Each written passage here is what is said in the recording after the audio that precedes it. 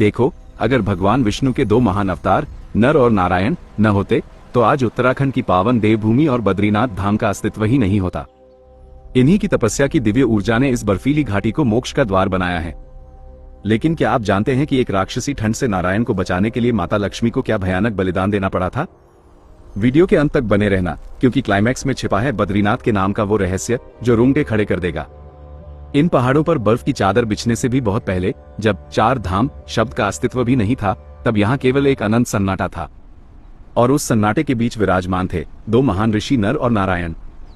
ये कोई साधारण सन्यासी नहीं, बल्कि स्वयं भगवान विष्णु के 2 अवतार थे। 2 देह लेकिन एक प्राण। उनकी तपस्या इतनी प्रचंड थी कि उससे निकलने वाली ऊर्जा हिमालय की चोटियों को आग की तरह दहक रही थी। देवराज इंद्र का सिंहासन डोल उठा, लेकिन नारायण अडिग थे। वे समस्त ब्रह्मांड के उद्धार की स्थिति में थे। फिर आई वो भयानक राक्षसी ठंड, हड्डियां गला देने वाली वो राक्षसी ठंड, जिस्म को चीरती हुई बर्फीली हवाएं और अंतहीन बर्फबारी। धीरे धीरे नारायण का शरीर बर्फ की परतों के नीचे दबने लगा था। वैकुंठ में बैठी माता लक्ष्मी से अपने स्वामी की यह दशा देखी नहीं गई। वे उस जमे हुए मरुस्थल में अपने आराध्य को खोजने निकल पड़ी।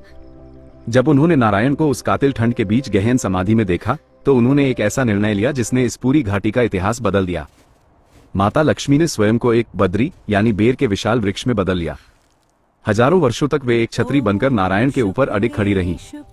वे उन पर गिरने वाली हर बर्फ को, हर तूफान को खुद पर झेलती रहीं। माता के उस निस्वार्थ बलिदान ने नारायण को उस विनाशकारी ठंड से बचाए रखा। जब युगों बाद नारायण की समाधि टूटी, तो उन्होंने देखा कि माता लक्ष्मी खुद बर्फ से पूरी तरह ढकी हुई हैं, क्योंकि माता बद्री वृक्ष बनकर उनकी रक्षा कर रही थी।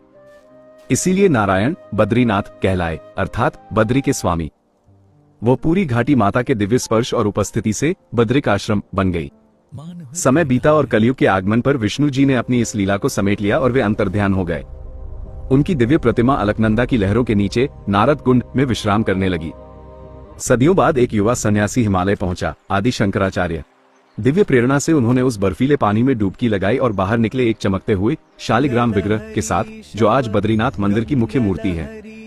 तो अगली बार जब आप बद्री विशाल के दर्शन करें, तो याद रखना, आप उस पवित्र स्थान पर खड़े हैं जहां साक्षात लक्ष्मी ने एक वृक्ष बनकर विष्णु की रक्षा की थी।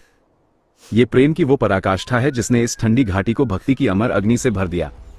अगर आपको भी नारायण की इस लीला पर अटूट विश्वास है, तो कमेंट्स में जय बद्री विशाल जरूर लिखें।